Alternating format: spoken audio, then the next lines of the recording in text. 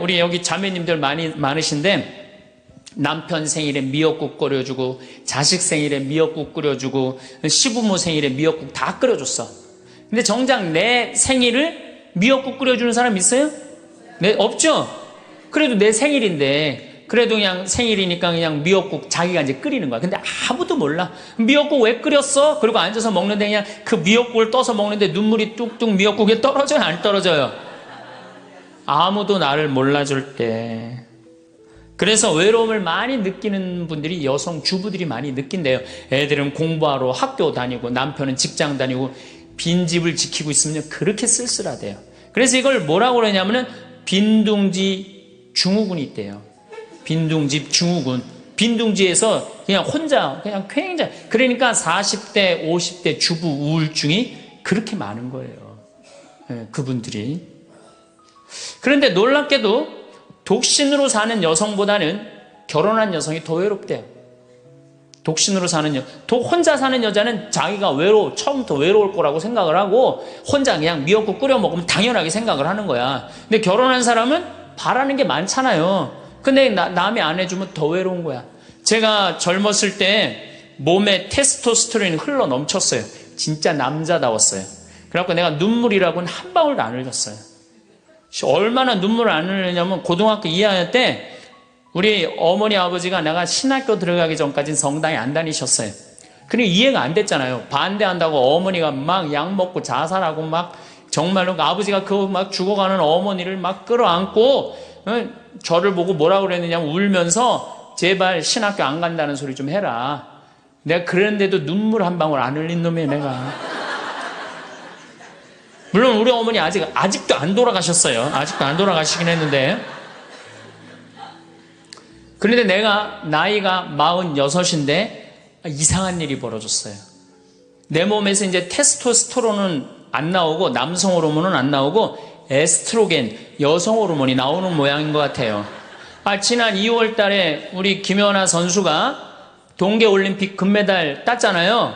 따갖고 그냥 더욱이 또 우리 세례 받았잖아. 근데 내 딸이 그냥 금메달 따갖고 그냥 동해물가 올라가는데 그냥 그 묵주 반지가 딱 보이는데 눈물 한 방울 딱 떨어지는데 아니 김연아 선수 눈물 한 방울 떨어지는데 왜 내 눈에서 눈물 10방울이 떨어져? 자동이야 자동. 요즘은 그냥 텔레비전에서 슬픈 것만 봐도 어떻게 돼요? 눈물이 뚝뚝 떨어져요. 내가 이제 늙어가고 있는 거예요. 네. 내 몸에서 이제 여성 호르몬이 나와갖고 자꾸 감성적으로 되는 거예요. 감성적으로. 반대로 여자들은 몸에서 이제 에스트로겐은 안 나오고 테스토스테론이 나와요. 남성 호르몬이 나와요. 그래갖고 50 넘은 여자들을 보면요. 여자 같은 여자는 하나도 없어요. 깡패 같은 여자들만 그냥 천재 있어요. 깡패 같은 여자. 그냥 몸에서 근데 에스트로겐이 빠져나가면은요. 여성 호르몬이 빠져나가면은요. 기억력도 같이 빠져나간대. 기억력도.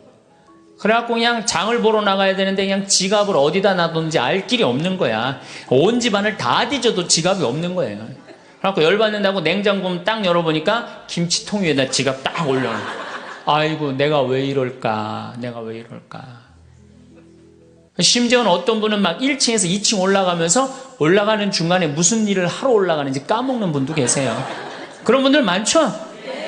더 심각한 분은 어떤 분이냐면 1층하고 2층 중간에 서서 고민하기 시작하는 거예요. 과연 내가 지금 2층에서 내려오고 있는 중이었을까? 1층에서 올라오고 있는 중이었을까?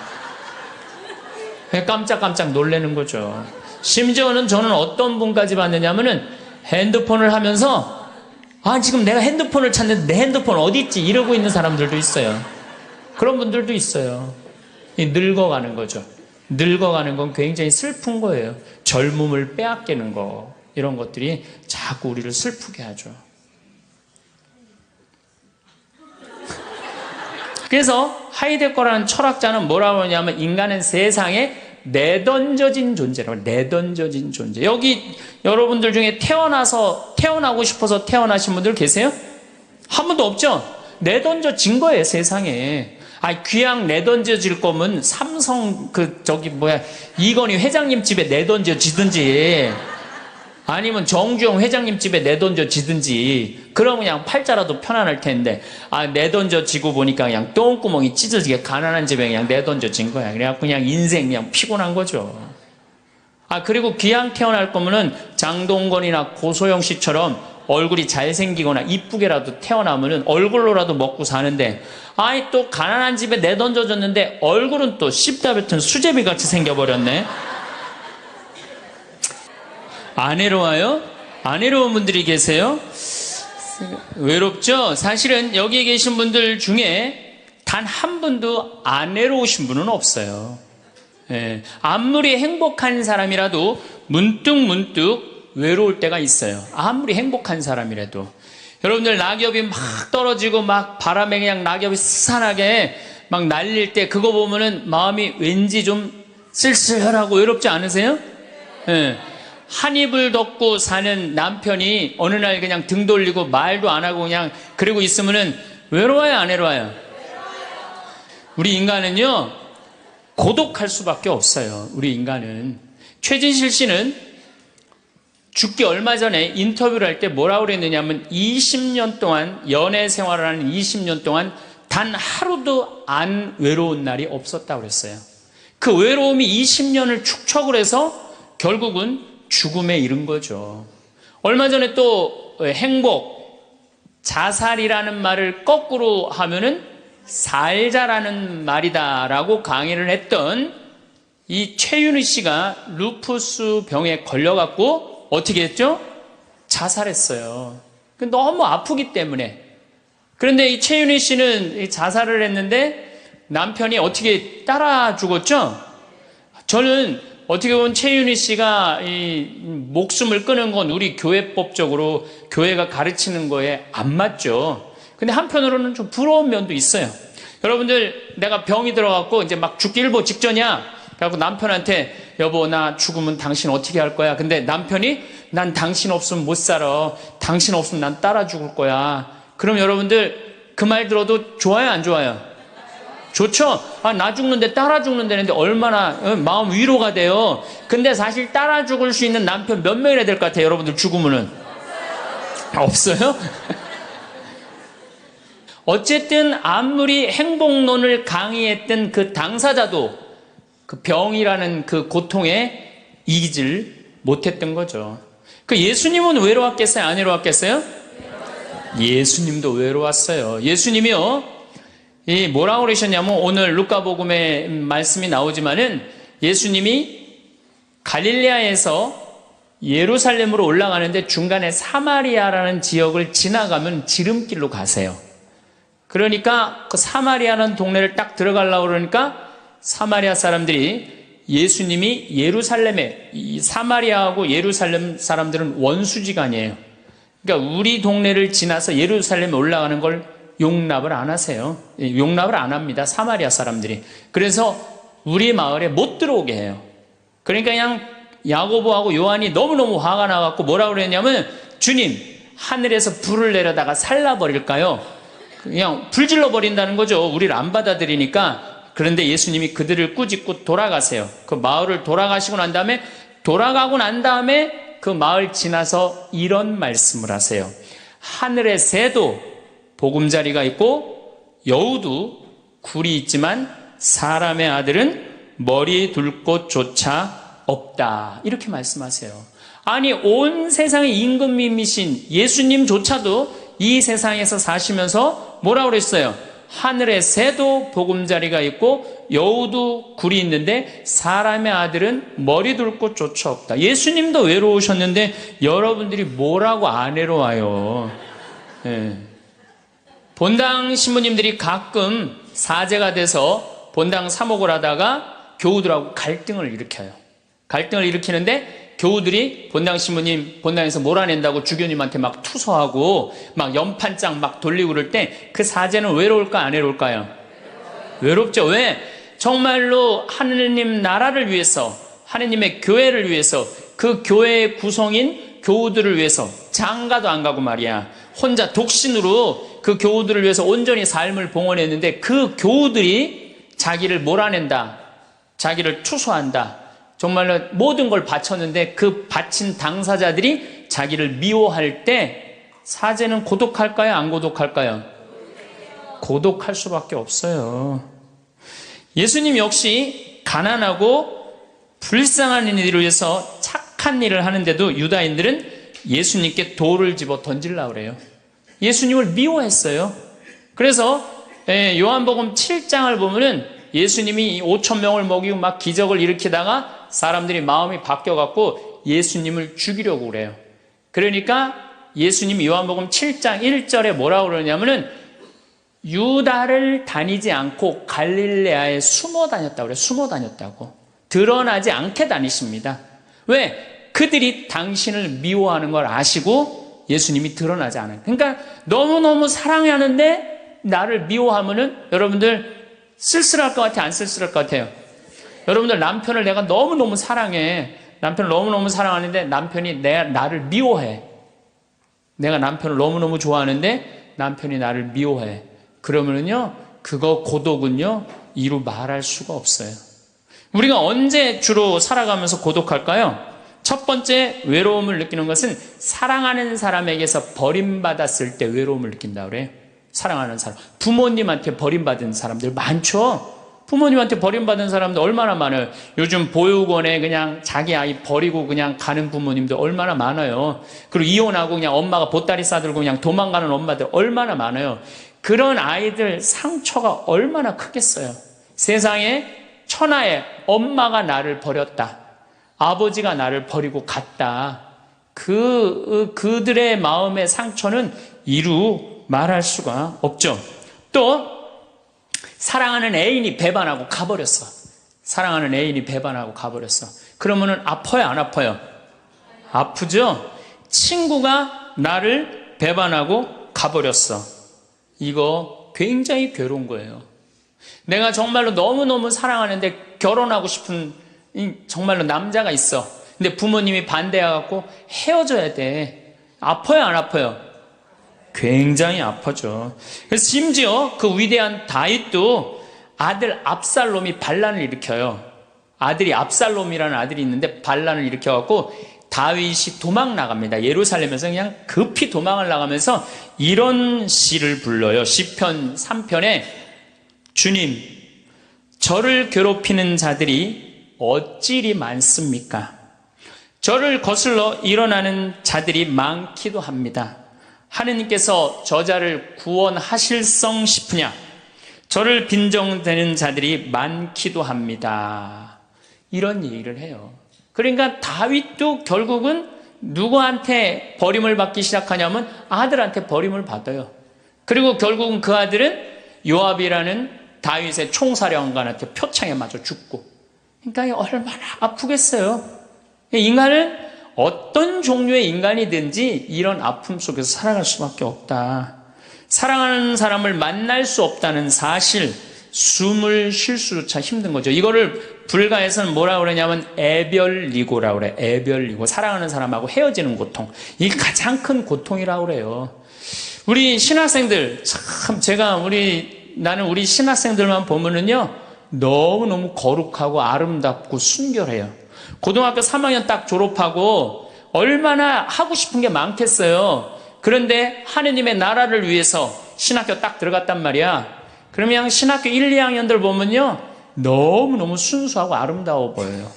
나만 아름다워 보이겠어요? 여러분들 보면 이쁘겠어, 안 이뻐? 우리 신학생 1, 2학년 학사님들 보면 이쁘죠? 여러분들만 이쁘겠어요? 20살, 21살 된 여자아이들은 이쁠 것 같아요, 안 이쁠 것 같아요? 신학생들이 너무너무 매력이 있잖아요. 그래갖고 가까이 가고 싶고 자꾸 만나고 싶단 말이야. 그냥 고등학교 때까지는 공부하다가 모르다가 그냥 신학생들도 딱 신학생이 돼갖고 그냥 이쁜 아가씨가 자꾸 옆에 있으면 마음이 끌릴 것 같아요, 안 끌릴 것 같아요? 끌릴 수밖에 없어요. 사람은요, 어쩔 수가 없어요. 그래갖고 한 2년 만나다 보면은요, 이게 이때부터 갈등하기 시작하는 거예요. 내가 사제가 돼야 되는데 왜 자꾸 저 여자한테 마음을 빼앗기나? 그래갖고 그냥 그때부터 고민하기 시작하는 거예요. 하느님을 선택할 것이냐, 여자를 선택할 것이냐. 그래서 신학교에서는 재미난 말이 있어요. 2말 3초라고 그래.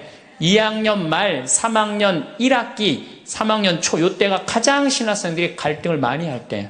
그래갖고 이때 여자를 떠나보내면 이제 4학년, 5학년 쭉 군대 가면서 이제 사제 길로 가는 거예요. 근데 이때 그냥 이 여자를 따라가면 이제 신학교 나가는 경우가 많죠.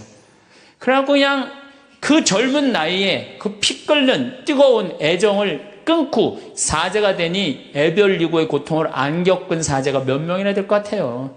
그러니까 서푼 때 보면 그냥 누워갖고 그냥 이 깔고 그냥 그 여자 떠나보낸 여자 생각하고 그냥 가슴이 아파서 우는 거예요. 모든 걸 떠나보내야 돼. 인간이 얼마나 이게 힘든 건데요. 예수님은 마지막 날에 제자들이 예수님을 다 버리고 갔어요. 심지어 어떤 제자는 막 옷까지 그냥 삼배 옷까지 벗어 알몸으로 도망갔어. 그리고 오로지 예수님만 혼자 남았어요. 그러니까 예수님 외롭겠어요? 안 외롭겠어요? 외롭죠. 그러니까 예수님은 이런 말씀을 하신 거예요. 하늘의 새도 보금자리가 있고 여우도 굴이 있는데 사람의 아들은 머리 둘 곳조차 없다. 그건 맞는 말씀이에요. 두 번째, 우리가 주로 언제 외로워? 어느 누구에게도 도움을 받을 수 없을 때 우리는 외로워요. 내 아들이 정말 병이 걸려갖고 이제 수술을 해야 되는데 병원비가 없어. 그래갖고 그냥 정말로 친하다는 친구한테 가갖고 우리 아들이 지금 수술을 해야 되는데 병원비가 없으니까 병원비 좀 꿔줘. 정말 친하다고 생각했던 친구가 이런 지하에 나는 돈 없어. 미안해. 그리고 그냥 돌아서 나올 때 쓸쓸합니까? 안 쓸쓸합니까? 심지어 어머니 뱃속에서 같이 태어난 형제한테 도움을 청했는데도 그 형제가 집을 잡혀갖고 대출이라도 받아서 해줘도 선찬을 판국인데 냉정하게 돈 없다고 거절당할 때 우리 인간은요, 그럴 때 세상에 홀로 떨어져 있는 그런 기분을 드는 거예요. 또 언제 외로워요? 내가 40살, 이제 45, 46이 돼갖고, 애 대학도 들어가야 돼갖고, 학비도 지금, 등록금도 준비해야 되고, 아파트 부금도 보야 되는데, 아니, 그냥 직장 상사가 부르더니 해고 통지를 딱 했어. 그럼 이 40대 가장은 얼마나 쓸쓸하겠어요? 갈 데가 아무 데도 없는 거죠. 대학이라고 졸업은 해놨는데, 나를 필요로 하는 데가 아무 데도 없네. 아무리 그냥 원서, 지원서를 100통을 써도 그냥 나한테 연락해주는 사람 하나도 없어. 이럴 때 나를 필요로 하는 사람이 아무도 없을 때 우린 외로운 거예요. 더욱이 그냥 더 힘든 사람들은 어떤 사람들이에요? 철거민들. 갈 데는 없고 겨울은 다가오는데 그냥 내가 그냥 집을 다 부셔갖고 쫓겨날 때 그들의 그 외로움은 이건 또 이루 말할 수가 없죠.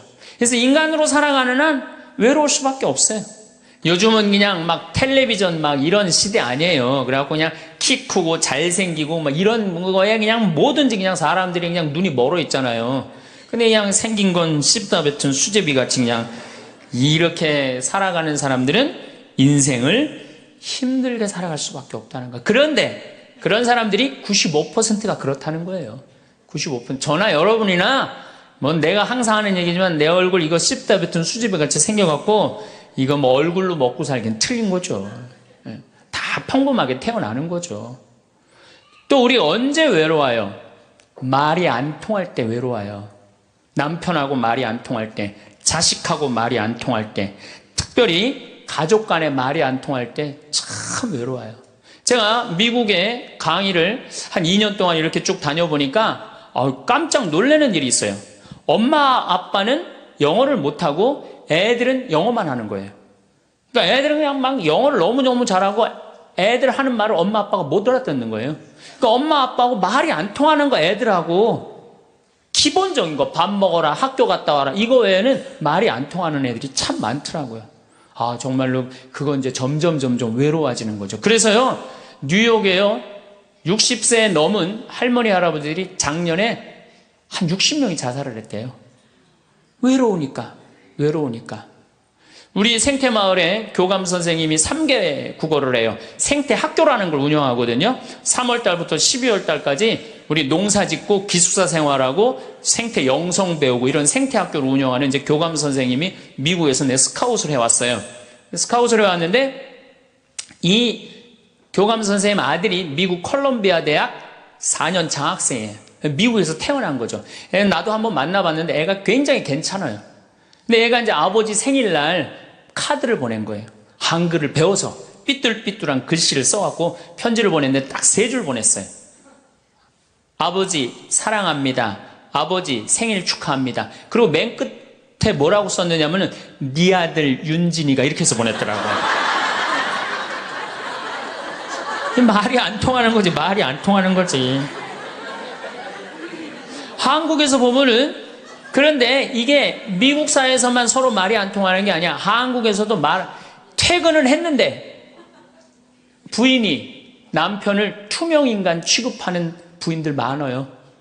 들어오거나 말거나 말도 안 하고 그냥 밥 차려놨으니까 먹으라고 그러고 사람 그냥 투명인간 취급하는 경우 많죠. 그렇죠?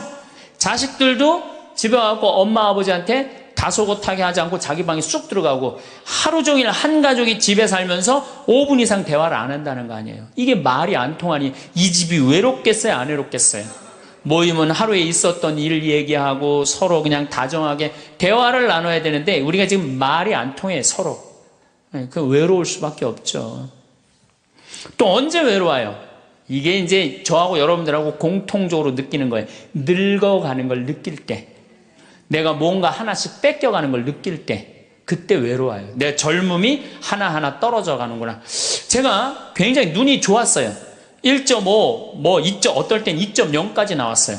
근데 요즘 핸드폰에 메시지가 오면은 일단은 내가 인상을 써요. 인상을 쓰고 이렇게 멀리 보기 시작해. 안 보이는 거, 글자가. 심지어는 내 동창들은요, 돋보기를 쓰는 동창들도 있어요, 벌써. 그래서 너 왜 돋보기를 쓰냐고 하니까 노안이 와갖고 신문이 안 보이는 거예요. 그 돋보기를 쓰고 있는 동창을 보면요, 슬프더라고요. 늙어가니까. 더욱이 아줌마들은요, 40이 넘으면 확 갑자기 몸에 얼굴이 열이 확 올라왔다가 열이 확 식었다가, 그러죠?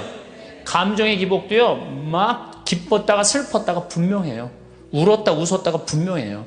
그러면 자식 붙잡고 네가 인생을 어떻게 살라고 그러냐고 막 울다가 갑자기 그냥 성당 친구가 전화 오면은 언제 그랬냐는 듯이 내가 오늘 신부님을 강의를 들었는데 너무 재밌다고 막 깔깔깔깔거리고 막. 그러면 아들이, 딸이 엄마 도대체 왜 그래? 이 소리를 들으면요, 여러분들은 심각하게 늙어가고 있는 거예요. 엄마 도대체 왜 이래? 내가 이제 늙어가는 거죠. 그럴 때 우리 인간은 외로움을 느낀다는 거죠. 우리가 언제 외로울까요? 아플 때 외롭다 그래요. 아플 때. 구약의 유명한 욥은 온몸에 종기가 나서 사람들이 자기를 무시할 때 이런 노래를 부릅니다. 내 형제들은 내게서 멀어지고 내 친구들은 남이 되어 버렸다네. 친척과 친지들은 떨어져 나가고 집안 식객들은 나를 잊었으며 계집종들은 나를 낯선 자로 여기니 저들 눈에 나는 이방인이 되었다네. 내 입김은 아내에게 메스껍고 내 몸에 나는 악취를 자식들에게 풍긴다네. 어린 것들조차 나를 업신여기고 내가 일어서려고만 해도 나를 두고 비아냥거리네. 내게 가까운 동아리도 모두 나를 역겨워하고 내가 사랑하는 자들도 내게 등을 돌리는구려. 이 아픔은요, 이게 우리 인간이 아직 가장 서러울 때가 아플 때예요. 그건 내 남편도 필요 없고 자식도 필요 없을 때가 굉장히 많죠. 그렇죠? 아플 때는 그래요. 어떤 분이 그런 얘기를 하더라고요. 나하고 나이가 비슷한 분인데 자기가 고등학교 때 엄마가 참 자기를 사랑했는데도 불구하고 하루는 굉장히 토했대요. 근데 밤새 토했는데 엄마가 나 토하는 걸 아는데도 문 한 번 안 열어봤을 때 그렇게 외롭고 쓸쓸하고, 지금도 그 20몇 년 전 그 생각을 하면은 지금도 외롭고 섭섭하다는 거예요. 그러니까 우리가 가장 서러움을 많이 느낄 때, 언제 서러움을 많이, 아플 때, 나한테 무심하게 대할 때 우리가 서러움을 많이 느낀다는 거죠.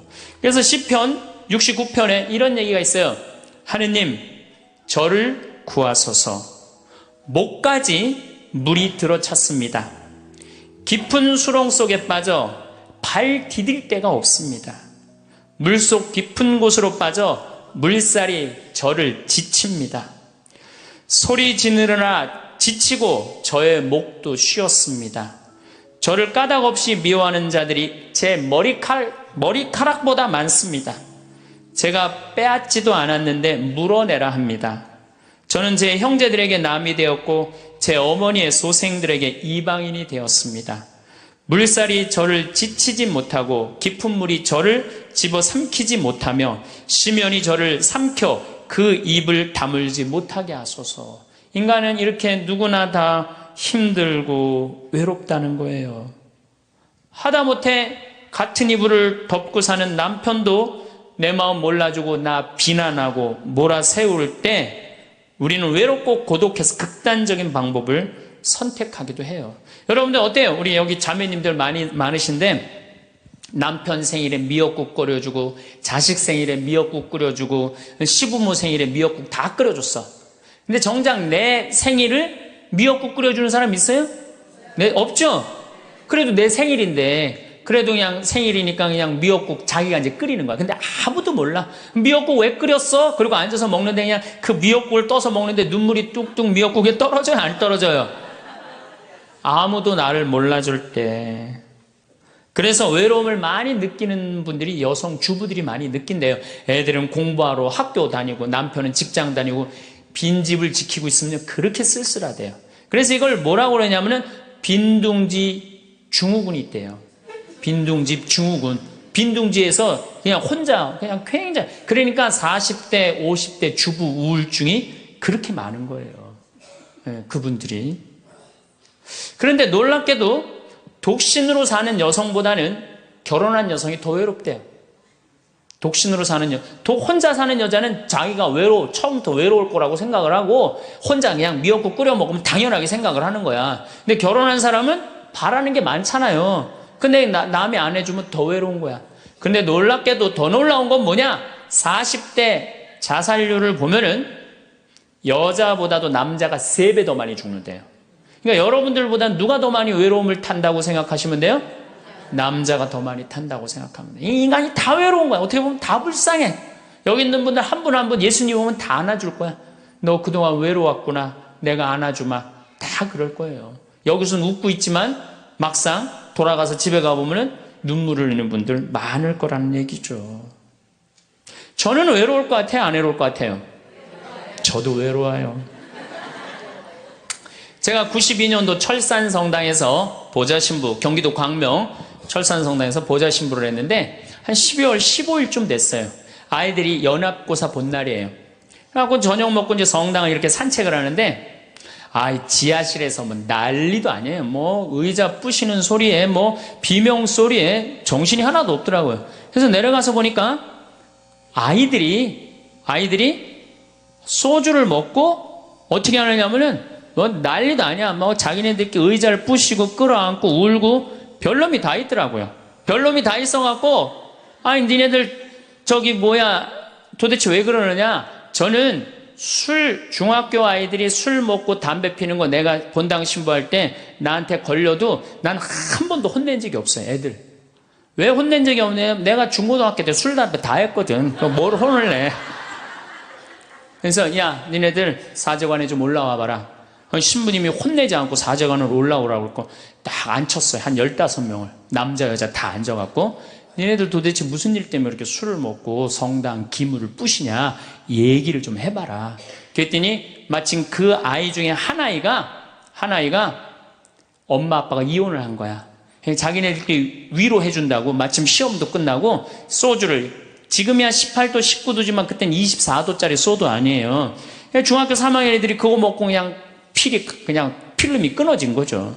그래갖고 이제 앉혀갖고 그냥 귀양 나온 얘기니 니네들 인생을 한번 얘기를 해봐라. 이제까지 살아온 거. 그랬더니 애들이 그냥 15년, 16년 살아온 인생 그냥 나름대로 그냥 쫙 밤 12시가 넘은 거예요. 그래갖고 오늘은 너무 늦었으니까 니네들 귀양 이렇게 술이 취했으니 집에 가지 말고 신부님 집에서 자라. 사조관에서 15명 다 집으로 전화해라. 만약에 엄마 아빠가 뭐라고 의심을 하면 나를 바꿔줘라. 그래갖고 내가 몇몇은 내 통화를 해갖고 내가 오늘 재울 테니까 걱정하지 말라고. 그리고 애들한테 니네들 술은 이렇게 먹는 게 아니다. 그래갖고 내가 또 꼬냑을 또 한 병 꺼내갖고 한 잔씩 탁 따라주면서 아이들하고 정말로 다정한 얘기를 했어요. 그러니까 아이들이 너무 좋잖아요. 술을 먹었는데 혼을 내기를 하나, 또 신부님이 방에서 재워주지, 자기 얘기 다 들어주지. 그래서 내가 2월 달에 발령을 받아갖고 떠나는데 가지 말라고 애들이 일주일 동안 우는 거예요. 가지 말라고. 신부님 우리랑 살자고. 그래갖고 내가 발령 받아가는 애들 발령 받아가는 날 30명이 학교를 안 간 거예요. 가지 말라고.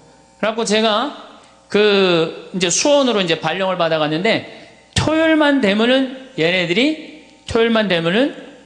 전철을 타고 내려오는 거예요. 토요일만 되면은 30명이. 그래갖고 한 주, 두 주 오다 말겠지. 그런데 애들이 3개월 동안 계속 내려오는 거예요. 나보고 싶다고. 생각해보니까 이렇게 하면 안 되겠더라고. 이렇게 끌고 다니다가는 10년 후에는 한 3,000명 끌고 다니겠더라고요. 그래서 사제는 본당을 떠나면은 인연을 끊어야 되는구나. 그때 깨달았어요. 그 다음 사제가 정말로 사목을 잘할 수 있도록 떠난 본당에 일체 연락하면 안 되고 떠난 본당 사람들하고 어울리면 안 되는구나. 그때 깨달았어요. 그래갖고 제가 이제 평택에서 이제 비전동 성당이라고 5년 초대 본당 신부를 했어요. 초대 본당 신부 했으니 교우들하고 얼마나 친했겠어요. 그 다음에 경기도 광주에서 능평 성당이라는 거 거기도 또 초대 본당 신부 5년을 했어요. 10년을 본당 신부로 하고 제가 지금 강원도 평창에 이제 갔잖아요. 6년 전에 평창에 갔는데 내 첫 영명 축일 때 교우들이 신부님 축일 축하한다고 몇 명이나 왔냐면 200명이나 온 거예요. 기분이 너무너무 좋더라고요. 이야, 나를 잊지 않고 이렇게 200명이나 와줬구나. 그렇지만 저는 연락은 안 해, 개인적으로. 근데 둘째에 150명으로 줄어들었어요. 내 축일에. 셋째에는 100명으로 줄어들더라고요. 뭐 계속 연락은 안 하니까 넷째 해는 50명으로 줄어들었어요. 작년에는 30명으로 줄어들더니 올해 내 축일에는 17명이 딱 앞에 그냥 쭉 한 줄 앉아 있는데 외롭더라고요. 근데 사실은 그 200명에서 17명까지 줄어들 때 누가 연락을 안 하고 산 거예요? 내가 연락 안 하고 산 거예요. 사실은 그 외로움을 누가 먼저 만들었냐면 내가 먼저 만드는 거예요. 여러분들 외로운 분들 보면은요, 사실은 어떻게 보면은 다 본인이 담을 쌓고 살기 때문에 외로운 거지, 본인이 마음에 담을 허물면요 절대 안 외로워요. 근데 담 쌓고 사는 경우 많죠. 형제나 친척이 잘못하면은 내가 니네들하고 연락하고 사나 봐라. 그리고 딱 인연 끊어버리잖아요. 그러니까 우리가 외로움은 점점 우리를 더 힘들게 만들어요. 대한민국 사람들이 굉장히 외로운 것 같아요. 대한민국의 명장면이 하나 있어요. 저는 이해가 안 가는 장면 하나 있어요. 대한민국 사람 참 외롭구나. 대한민국 아줌마들이 외롭구나를 느끼는 장면 하나가 있어요. 그게 뭐냐면 연예인들 군대 갈 때예요. 아니, 연예인들 군대 가는데 왜 아줌마 500명이 따라가? 자기 아들 군대 가는 것도 아닌데. 그래갖고 그냥 거기다가 막 기다린다고 그러고. 그러니까 어디 마음을 열어놓을 데가 없는데 그 연예인한테 마음을 열어놓고 사는데 그 연예인 2년 동안 안 보인다고 그러니 얼마나 슬퍼. 그러니까 그 앞에서 우는 거예요. 참, 그 슬픈 장면이죠. 이렇게 만만치 않은 인생살이 살아가기 힘들 때 사람들은 극단적인 방법을 택합니다. 너무 외로울 때, 절망이 끝에 달할 때, 키에르케고르라는 철학자는 죽음에 이르는 병을 절망이라고 해요. 절망. 외로움에서 끝에 아무도 내 옆에 없구나. 이런 절망에 할 때 죽음에 이른다는 거죠. 근데 우리나라는 놀랍게도 자살률이 세계 1위예요. OECD 국가 중에 자살률이 세계 1위예요. 얼마나 많이 죽느냐 하면은 1년에 15,413명이 죽어요. 1년에. 그러니까 무슨 얘기냐면은 하루에 50명씩 죽는다는 얘기예요. 하루에 50명씩. 그것도 자살로 50명씩 죽는 거야. 초, 중고등학교 학생 자살 세계 1위예요. 하루에 거의 1.5명씩 죽어요. 40대 자살률 세계 1위예요. 하루에 거의 8명씩 죽어요. 60대 자살률 세계 1위예요. 하루에 12명 정도 죽어요. 더욱이 60세 우리 할머니 할아버지들 30대 40대 이 죽는 거의 원인의 1위는 뭐냐면요 자살이에요. 자살. 근데 60세는 10만 명당 미국이 10명에서 11명 자살합니다. 일본이 10만 명당 35명 자살해요. 근데 우리나라가 10만 명당 몇 명이 자살하냐면 71명이 자살해요. 그러니까 대한민국의 할머니 할아버지들이 더 외로운. 그러니까 우리나라는 애들도 외롭고 어른들도 외롭고 할머니 할아버지도 외로운 거예요. 그러니까 자살하는 거죠. OECD 경제개발협력기구 국가 중에 자살률이 제일 없는 나라가 어느 나라냐면 그리스라는 나라예요. 이 나라는 몇 명이 자살하느냐면 10만 명당 2.6명이 자살을 해요. 2.6명이. 근데 우리나라는 10만 명당 몇 명이 자살하면 28명이 자살해요. 대한민국이 이게 외로운 병이 너무 센 거예요. 그러니까 10만 명당 28명이나 자살을 하는 거죠. 여러분들 죽는 원인을 보면 1위가 암이야, 암. 1위가 암이고 2위가 뇌질환이야, 뇌질환. 3위가 심장질환이에요. 3위가 심장질환. 4위가 뭐냐면 바로 자살이야. 그러니까 자살은 큰 병이라는 거죠. 대한민국을 병들게 하는 큰 병이라는 거죠. 자식한테 버림받고 아내한테 버림받고 사회에서 버림받고 더 이상 사회에서 필요 없다는 생각, 더 이상 이 세상에서 살아갈 이유가 없다고 생각할 때 자살이라는 걸 선택한다는 거죠. 우리가 여러분들 이 죽음이라는 게 얼마나 무서운 거예요. 어떤 사형수가 교수대에 올라가다가 그 교수대에 올라가는 계단이 썩었나 봐요. 그래갖고 계단에 딱 떨어졌어. 미끄러져갖고 떨어지고 한 말 있잖아요. 하마터면 죽을 뻔했다고. 바로 죽기 직전까지 우리 인간은 무슨 끈을 놓지 않아요? 삶의 끈을 놓지 않아요. 그럼에도 불구하고 죽음을 선택한다는 건 그만큼 괴롭다는 거예요. 그러니까 대한민국이 자살이 많다는 이유는 뭐냐면은 누가 잘못 사는 거냐면 우리가 잘못 사는 거예요. 우리 종교인들이 잘못 살아서 그래요. 아니 그런 외로운 사람들 위로가 되려고 예수님이 이 세상에 왔는데 우리가 위로가 안 되는 거죠.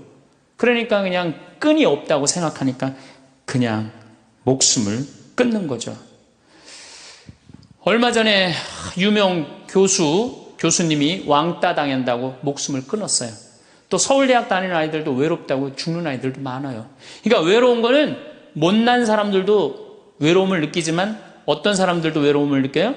잘난 사람들도 외로움을 느껴요. 그래서 사람들은 이래요. 나는 미치도록 외롭다. 죽고 싶을 정도로 외롭다는 말을 해요. 미치도록 외롭다는 말. 여러분들 현대인들이요.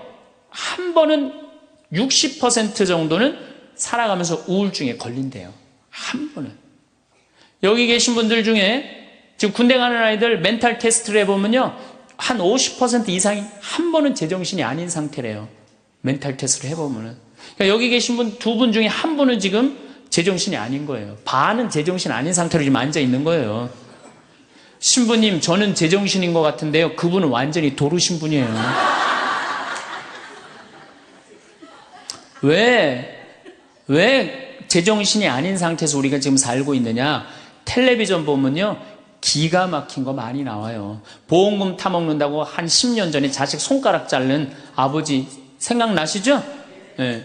그리고 얼마 전에는 초등학교, 중학교 애들이 초등학교를 발로 차갖고 그냥 공중에 뜬 거 재밌다고 동영상 찍어갖고 올려놓은 그 제정신이에요? 제정신 아니에요?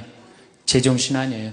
부모가 자식 죽이고 자식이 부모 죽이고 남편이 아내 죽이고 아내가 남편 죽이고 이게 우리가 다 제정신이 아니에요. 100년 전 조선시대 사람들을 데려다 놓고 100년 전 조선시대 사람을 데려다 놓고 한번 여러분들 요즘 사회 뉴스를 한번 보게 하세요. 그 사람 미칠 것 같아요? 안 미칠 것 같아요?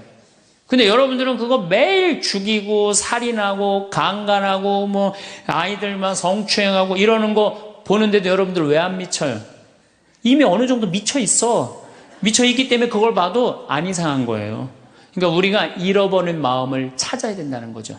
잃어버린 마음을. 그러니까 외로운 사람들끼리 서로 모여서 서로 위로가 돼야 되는데 외로운 사람들이 뭘 하느냐면 컴퓨터 게임에 미쳐 있는 거예요. 컴퓨터 다 사람은 안 만나고 기계만 만나는 거예요. 그러니까 더 미치는 거죠. 더 미치는 거예요. 그래서 우리가 이런 외로움을 극복하려고 그러면은 정말로 서로 사랑해야 돼요. 예수님 말씀처럼 우리가 서로 사랑해야 돼요. 서로를 배려해주고 서로를 신경 써주고. 근데 우리는 이게 서로 사랑하고 서로 배려해주는 게 부족한 거죠. 굉장히 이기적으로 사는 거죠. 이기적으로. 그럼 여러분들은 언제 외로움을 정말로 극단적으로 느끼느냐? 자식한테 기댈 때. 특히 여기 계신 여러분들은 언제 더 많은 외로움을 느끼냐면 늙어서 자식이 나한테 잘해주겠지. 이런 마음 먹는 분들은요. 외로워요. 딸이 나한테 잘해주겠지. 늙어서 나 용돈도 주고 내가 고생해서 키워놨으니까 나 호강시켜주겠지. 이런 생각하는 분들은요, 외로울 수밖에 없어요. 자식은요, 잘 키워도 소용없고 못 키워도 소용없는 게 자식이에요. 자식은 그저 고등학교 3학년 때까지 키우고 끝나야지 그 다음 욕심내면요, 여러분들 외로울 수밖에 없어요. 그러면은 못 키운 자식이 왜 소용없어요? 아니 그냥 중고등학교 때 속새기는 놈 커서도 속새겨요. 직장도 못 들어가고 그냥 빌빌거리고, 그리고 또 결혼해도 제대로 살지도 못하고 그냥 또 이혼해갖고 그냥 손자 그냥 나한테 맡겨갖고 힘들어. 그러니까 자식은 못 키우는 자식 소용없어요. 그러면은 잘 키우는 자식은 왜 소용없느냐? 잘 키운 건 더 소용없어요. 그냥 좋은, 여기 지금 서울대학 가까이 있잖아요. 며칠 전에도 내가 서울대학 가서 강의를 했는데, 똑똑해. 정말 누가 봐도 잘 키워놨고 잘라놨어. 빛이 번쩍번쩍 나. 서울대학 졸업하고 난 다음에 삼성에 취직을 했어. 그래갖고 아들이 양복을 입고 출근하는데 너무 보기가 좋은 거야. 그렇게 잘 논 아들일수록 더 여우 같은 며느리가 나타나갖고 낚아채 가는 거예요. 더 여우 같은 며느리가 낚아채 가는 거예요. 그럼 낚아채 가면 그날로 끝나는 거예요. 그날로. 그러니까 어차피 자식은 떠나게 돼 있어요. 어차피 자식은 떠나게 돼 있어요. 그러니까 여러분들 이제는 내가 자식한테 내 인생을 기대한다 생각하지 말라는 거예요. 더욱이 여러분들 자식들 정말로 사랑으로 키워요? 태어나갖고 자식들 사랑으로 키워요? 맨날 방에 가둬놓고 공부해라 그러지 않아요? 맨날 공부해라고. 그래서 여러분들 이 생각만 하면 돼. 내가 어렸을 때 자식하고 다정하게 맛있는 거 먹으러 다니고 놀러도 다니고, 그리고 난 다음에 대화도 막 늘 살갑게 한 엄마는 늙어서 자식이 먹으러도 다니고 놀러도 다니고 대화해줘요. 근데 어렸을 때 그냥 방에만 가둬놓고 매일 그냥 공부만 시키고 학원에 그냥 계속 가둬갖고 공부만 시킨 부모님들은 늙어서 자식이 어떻게 할 것 같아요? 방에 가둬놓고 밥만 먹이는 거, 밥만. 그리고 이제 완전히 이제 늙어갖고 움직이지 못할 때 어떻게?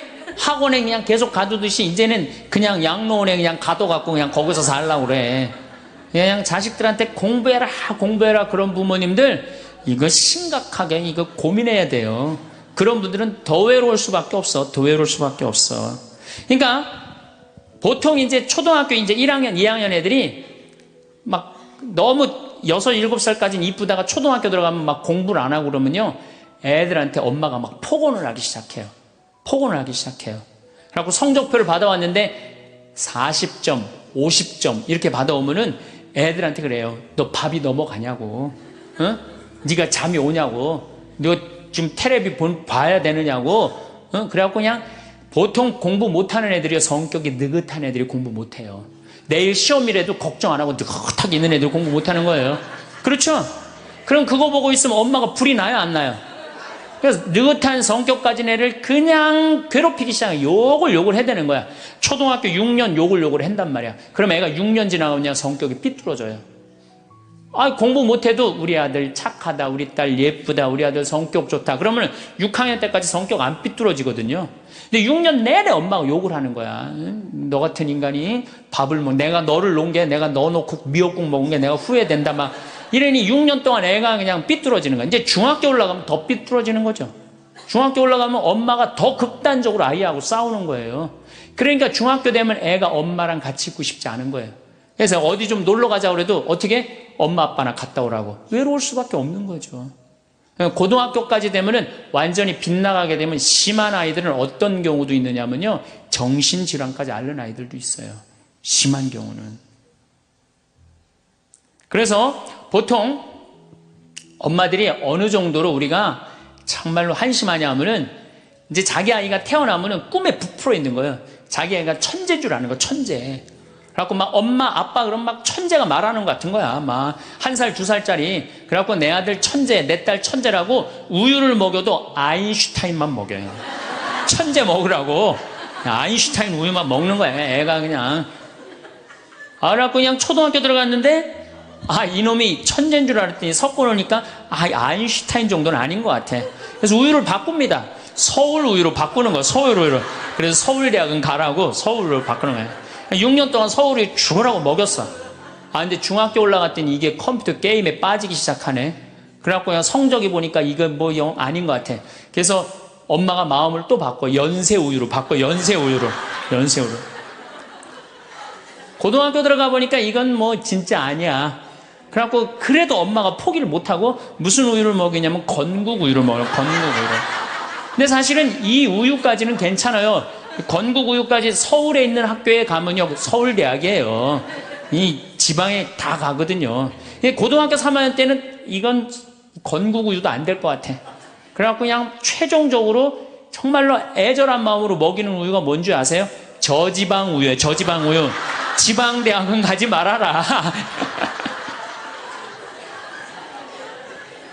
여러분들, 얼마 전에 어떤 아이가 자기는 예술고등학교 가고 싶은데 엄마 아빠가 판검사 되라고 어떻게 애를 괴롭힌 거예요. 그러니까 애가 그냥 불을 질러갖고 엄마, 아빠, 여동생, 할머니까지 다 죽었잖아요. 그러니까 여러분들 자식을 정말로 사랑으로 키우느냐, 욕심으로 키우느냐, 이거 반성해야 돼요. 그렇게 애를 힘들게 키우는데 여러분들 노년이 풍요롭겠어요? 사랑이 없는 거예요, 사랑이. 정말 안타깝죠. 그래서 우리들이 그 아이들이 자기가 능력이 자꾸 깨져가는 걸 느낄 때 우리는 쓸쓸하고 외롭다는 거죠. 그때 누가 위로가 돼야 돼?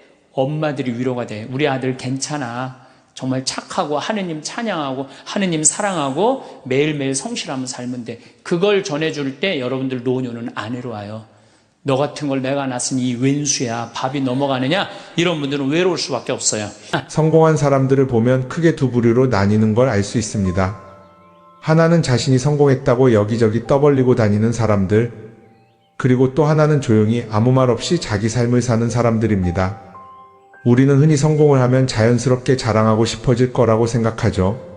좋은 차를 사고 비싼 시계를 차고 SNS에 멋진 사진을 올리고 싶을 겁니다. 왜냐하면 그렇게 하면 남들이 나를 더 인정해 줄 거라고 믿으니까요. 하지만 현실은 그렇지 않습니다. 오히려 진짜 성공한 사람들은 그렇게 행동하지 않습니다. 왜냐하면 보여줄 필요가 없기 때문입니다. 돈이 많다고 높은 자리에 있다고 유명하다고 해서 굳이 그걸 드러낼 필요는 없습니다. 그걸 아는 사람들은 이미 알고 있고 모르는 사람들은 알 필요가 없죠. 그런데도 굳이나 성공했다고 떠드는 사람들이 있습니다. 그런 사람들은 왜 그럴까요? 간단합니다. 그 사람들은 사실 그렇게까지 성공한 게 아니기 때문입니다. 우리는 종종 SNS에서 성공한 사람들을 봅니다. 해외여행을 가고 고급 레스토랑에서 밥을 먹고 멋진 차를 타고 다니는 모습? 그런데 가만히 보면 그런 걸 보여주는 사람들은 언제나 뭔가를 팔고 있습니다. 강의를 팔든 자기 브랜드를 홍보하든 아니면 단순히 자기 자존감을 유지하려고 하든 간에 결국 목적이 있는 거죠. 진짜 부자들은 그렇게 하지 않습니다. 오히려 조용히 아무도 모르게 자기 일을 합니다. 왜냐하면 자랑해서 얻을 게 없기 때문입니다. 오히려 괜히 잘난 척했다가 사람들에게 이용당하거나 시기와 질투를 받거나 쓸데없는 오해를 사는 게 더 피곤합니다. 이건 단순한 돈 이야기가 아닙니다. 사회적인 성공을 이룬 사람들도 마찬가지입니다. 진짜 실력 있는 사람들은 자기 실력을 굳이 떠벌리지 않습니다. 왜냐하면 그럴 필요가 없으니까요. 자기 분야에서 최고라면 사람들이 먼저 알아서 찾아옵니다. 반대로 실력이 부족한 사람일수록 자기를 포장하려고 애씁니다. 우리가 흔히 듣는 말이 있죠. 빈수레가 요란하다. 이 말이 괜히 있는 게 아닙니다. 정말 내실이 있는 사람들은 굳이 시끄럽게 굴지 않습니다. 반대로 겉만 번지르르한 사람들은 자기가 얼마나 대단한지 떠들고 다닙니다. 이걸 좀 더 현실적인 예로 들어볼까요? 동창회에 나가면 꼭 이런 사람이 있습니다. 옛날에는 별거 아니었는데 갑자기 잘 됐다고 나타나서 자기가 얼마나 성공했는지 자랑하는 사람. 처음에는 다들 와 대단하다 하고 들어주지만 시간이 지나면 어떨까요? 대부분 속으로 이렇게 생각할 겁니다. 저 사람 뭐 저렇게까지 티를 내? 결국 그런 사람은 점점 멀어지게 됩니다. 반면에 정말 성공한 사람들은 조용합니다. 굳이 자기가 어떻게 살고 있는지 설명하지 않죠. 그런 사람들은 오히려 주변에서 먼저 알아보고 자연스럽게 존경을 받습니다. 그게 진짜 성공입니다. 그럼 우리는 어떻게 해야 할까요? 내가 뭔가를 이루었을 때 굳이 남들에게 알릴 필요가 있을까요? 물론 가까운 사람들에게 좋은 소식을 전하는 건 좋습니다. 하지만 굳이 모든 사람들에게 나 이렇게 잘 살고 있어요 하고 알릴 필요는 없습니다. 그런 행동은 결국 나에게 득이 되지 않습니다. 성공이라는 건 원래 조용한 겁니다. 내가 잘 되고 있으면 주변 사람들이 자연스럽게 알게 됩니다. 굳이 내가 말하지 않아도 내 행동과 태도에서 묻어나오게 되어 있습니다. 그러니 굳이 보여주려고 애쓰지 마세요. 오히려 그게 더 진짜 성공한 사람의 태도입니다. 사람은 사회적 동물이라고 하잖아요. 혼자 살아갈 수 없고 결국 사람과의 관계 속에서 기쁨도 얻고 때로는 상처도 받습니다. 그런데 한 가지 생각해 볼 게 있어요. 우리가 정말 인간관계가 필요해서 맺고 있는 걸까요? 아니면 그냥 그래야 한다고 배워서 어쩔 수 없이 유지하고 있는 걸까요? 어릴 땐 친구 많으면 좋다고 하죠. 사회생활에서도 인맥이 중요하다는 말을 많이 합니다. 그런데 정작 주변을 보면요, 인간관계가 넓은 사람일수록 스트레스를 더 많이 받아요. 전화벨이 울릴 때마다 이번엔 또 무슨 부탁일까 싶고 단체 채팅방에서 메시지가 올 때마다 이걸 또 어떻게 대답해야 하나 고민하죠. 관계가 많아질수록 책임과 피로도 함께 늘어나는 겁니다. 어떤 사람들은 인간관계를 줄이면 외롭지 않겠냐고 해요. 그런데 가만히 생각해보면 진짜 외로움을 느끼는 순간이 언제인지 아세요? 오히려 불필요한 인간관계 속에 있을 때입니다.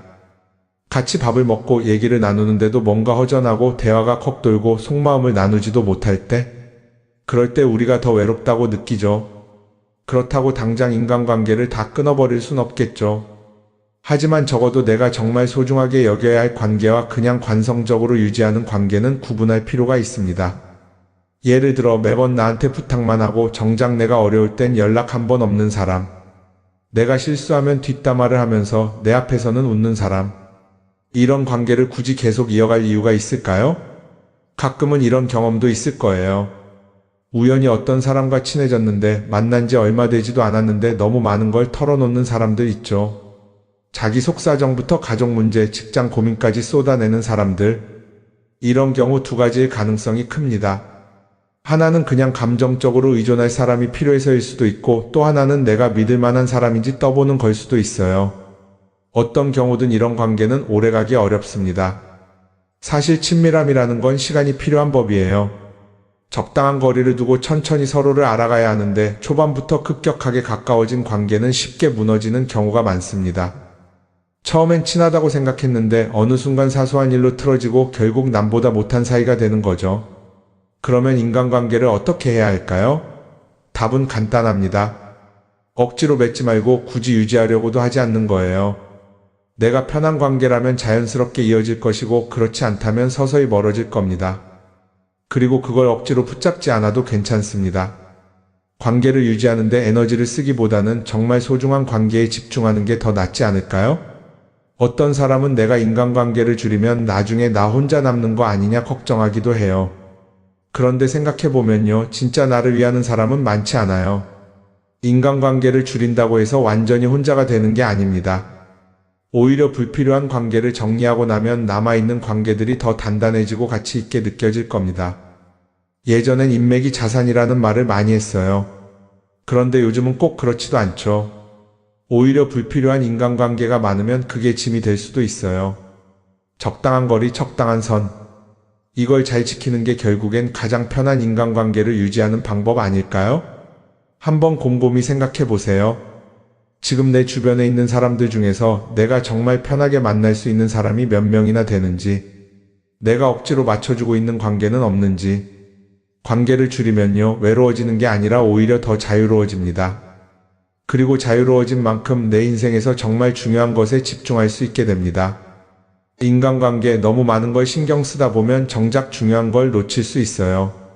그러니까 이제는 한 번쯤 정리해보는 것도 나쁘지 않을 겁니다. 사람들이 돈을 많이 벌고 싶어 하는 이유가 뭘까요? 단순히 돈이 많으면 좋으니까? 물론 그것도 있겠지만 사실 돈을 원하는 진짜 이유는 더 나은 삶을 살기 위해서겠죠. 그런데 문제는 돈을 많이 번다고 해서 반드시 삶이 나아지는 건 아니라는 겁니다. 오히려 더 많이 벌수록 더 많이 쓰게 되는 경우가 많아요. 가끔 이런 생각해 본 적 없으세요? 예전에는 돈이 지금보다 훨씬 적었는데 이상하게 그때가 더 여유로웠던 것 같다. 왜 그럴까요? 사실 우리가 원하는 건 돈 그 자체가 아니라 돈을 통해 얻을 수 있는 자유인데 돈을 벌면 벌수록 그 자유를 잃어버리는 경우가 많아요. 더 좋은 차, 더 좋은 집, 더 좋은 옷을 사면서 점점 더 많은 돈이 필요해지고 결국엔 돈을 벌기 위해 또다시 일해야 하는 악순환에 빠지게 되는 거죠. 한번 생각해 봅시다. 우리가 정말 필요해서 뭔가를 사는 경우가 얼마나 될까요? 필요해서라기보다는 남들이 가지고 있으니까, 없어 보이기 싫으니까, 혹은 그냥 기분 전환을 위해서 소비하는 경우가 훨씬 많아요. 그리고 그런 소비를 할 때마다 스스로 이렇게 합리화를 하죠. 이 정도는 나를 위한 투자야.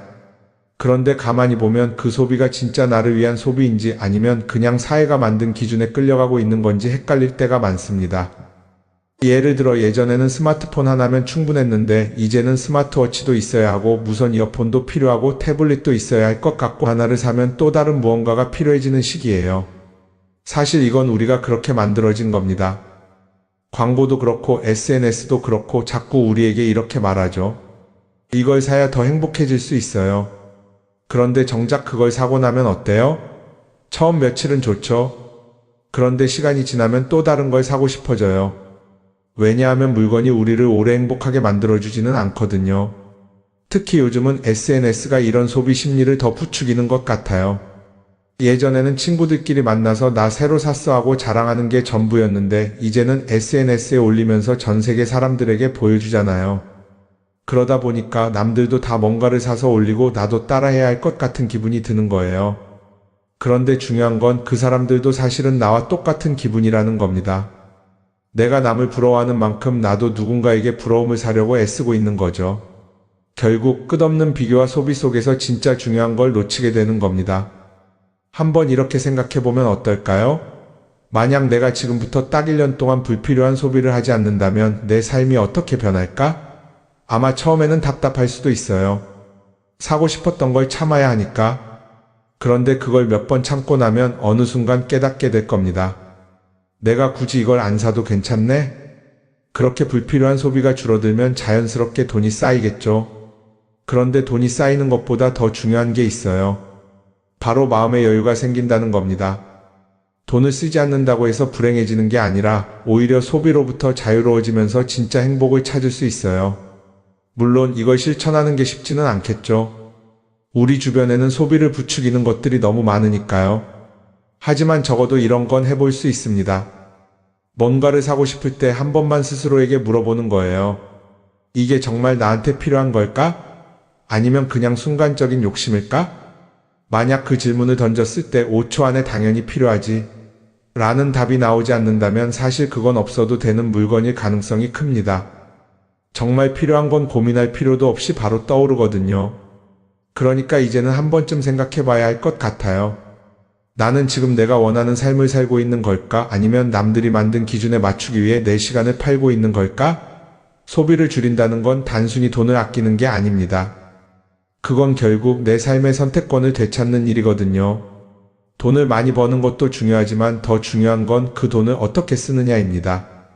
그리고 때로는 아무것도 사지 않는 게 최고의 선택일 수도 있어요. 우리는 요즘 SNS 없이 사는 게 거의 불가능한 시대에 살고 있죠. 아침에 눈 뜨자마자 휴대폰을 확인하고 출근길에도 SNS를 보고 잠들기 전까지도 계속 들여다봅니다. 그러면서 남들이 어떻게 사는지 보고 나도 모르게 비교하게 되고 때로는 초조해지기도 하죠. SNS에 올라오는 사진들 한번 보세요. 맛집에서 멋진 음식을 먹고 해외여행을 다니고 좋은 옷을 입고 성공한 삶을 사는 사람들. 그런데 가만히 보면 이 사람들이 정말 행복해서 저런 사진을 올리는 걸까요? 아니면 그냥 행복해 보이고 싶은 걸까요? 실제로 SNS에 가장 많이 올라오는 사진이 뭔지 아세요? 남들이 부러워할 만한 순간들입니다.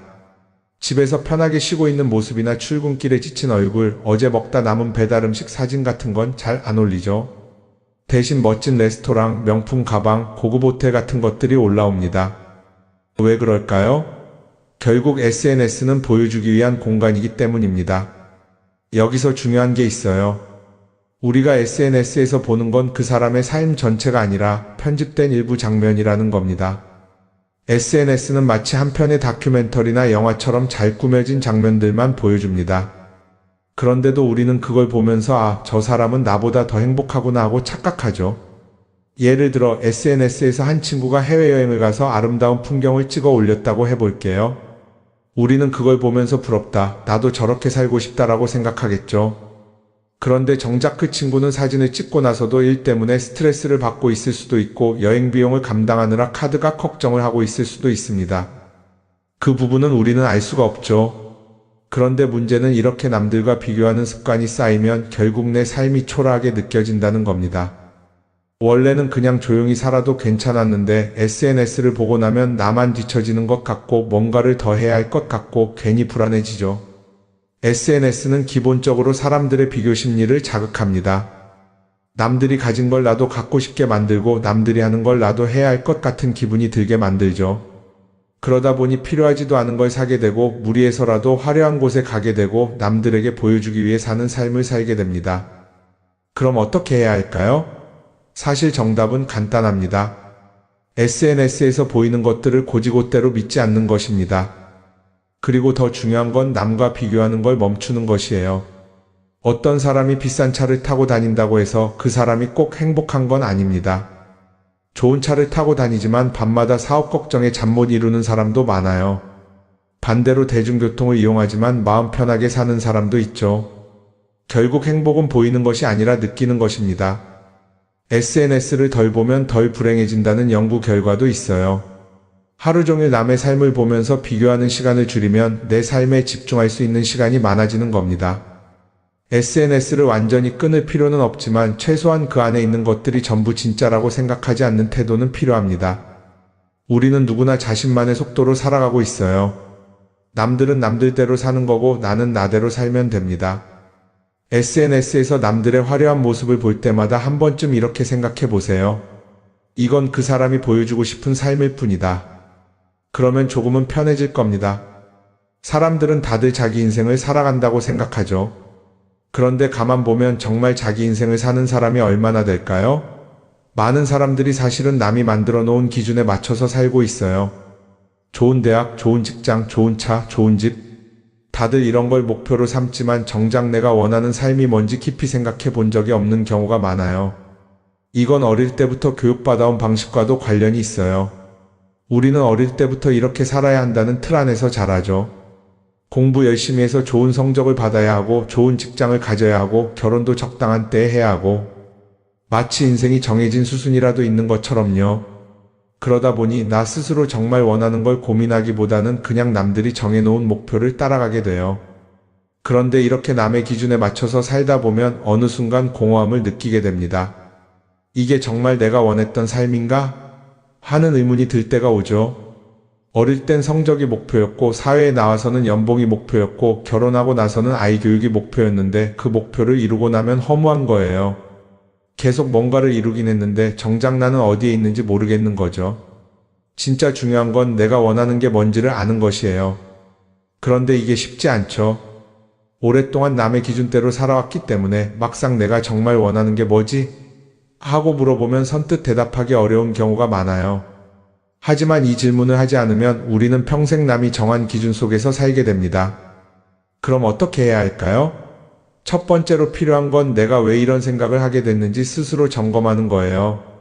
예를 들어 내가 비싼 차를 사고 싶다고 생각한다면 그게 정말 내 필요 때문인지 아니면 남들에게 잘 보이기 위해서인지 한번 따져봐야 해요.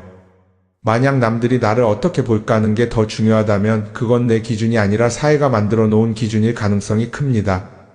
두 번째는 다른 사람의 의견에 휘둘리지 않는 연습을 하는 거예요. 우리는 살아가면서 끊임없이 남들의 평가를 받죠. 그 나이에 그런 걸 시작한다고? 지금 그게 가능하겠어? 이런 말들이 우리를 흔들어 놓습니다. 그런데 그런 말에 신경 쓰다 보면 결국 아무것도 하지 못하게 돼요. 중요한 건 남들이 뭐라고 하든 내가 결정하는 거예요. 물론 남의 조언을 들을 수도 있고 참고할 수도 있죠. 하지만 최종 결정은 항상 내 몫이어야 합니다. 내가 결정하고 내가 책임지는 거. 그렇게 해야 내 삶을 온전히 내 것으로 만들 수 있어요. 세 번째는 내가 한 선택에 책임지는 자세를 가지는 거예요. 많은 사람들이 무언가를 선택하고 나서도 후회하죠. 괜히 이걸 했나? 이 선택이 잘못된 건 아닐까? 그런데 한 가지 확실한 건 후회한다고 해서 과거가 바뀌지는 않는다는 거예요. 내가 한 선택이라면 그 선택이 틀렸다고 해도 받아들이고 그 안에서 최선을 다하는 게 더 중요해요. 이렇게 말하면 그럼 실수하면 어떡하죠?